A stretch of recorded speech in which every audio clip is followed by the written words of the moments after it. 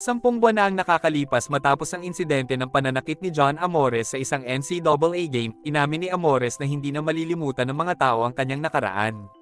Sa kanyang interview sa naganap na draft combine ng mga PBA rookie applicants, sinabi ni John Amores na nasa utak na daw ng mga tao ang nangyari at malabo na daw nila itong makalimutan, lalo na sa mga mahilig sumubaybay sa basketball.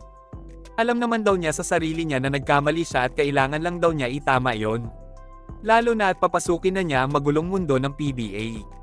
Kahit na madaming bumabatikos at nang babash sa kanya, hindi na lang niya ito pinapansin at mas gusto lang daw niyang mag-focus sa kanyang pagpasok sa PBA. Nangyari sa akin, nasa utak na ng tao yun, hindi na mawawala sa tao yun, lalo na sa mga fans, nandiyan yun. Halos parehas lang naman sila ni PBA superstar Calvin Abueva ng naging sitwasyon. Dumaan din kasi si Abueva sa insidente ng panununtok pero bandang huli ay nabigyan pa din siya ng pangalawang pagkakataon ng PBA para magbago. Naniniwala si Amores na ito na daw ang tamang panahon para umakyat sa mas mataas na level ng laro. Pero ayon sa kanya, matagal din daw niyang pinag-isipan ng pagpapadraft sa PBA.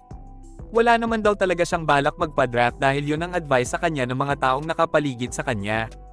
Wala naman daw mawawala kung susubukan niyang magpadraft. Isa si John Amores sa pinakasikat na manlalaro na umaasang makukuha ng kahit sino mang PBA team sa paparating na rookie draft.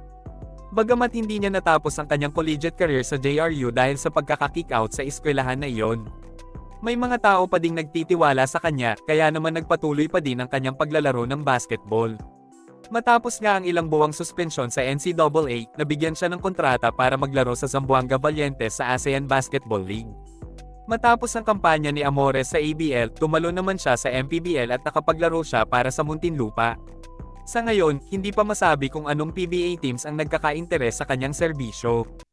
Pero panigurado ng mga contender na team ang magkaka-interes kay Amores dahil maliban sa palaban ng batang ito, matindi din itong dumipensa at isa ding scorer kagaya ng ginawa niya sa JRU sa NCAA.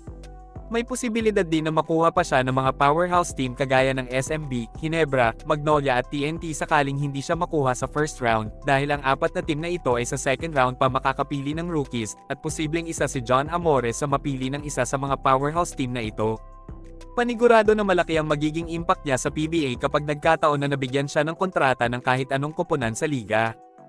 Pero bago yan mga idol, ipapakilala ko muna sa inyo ang 1xBet, ang #1 betting app kung saan pwede kayong tumaya sa mga paborito niyong sports gaya ng promo code para makatanggap ka ng up to 7,000 pesos signing bonus sa inyong first deposit. Pwede nyo ding gamitin ang inyong GCash account para makapag-deposit at makapag-cash out. Mag-register na sa 1xBet mga idol.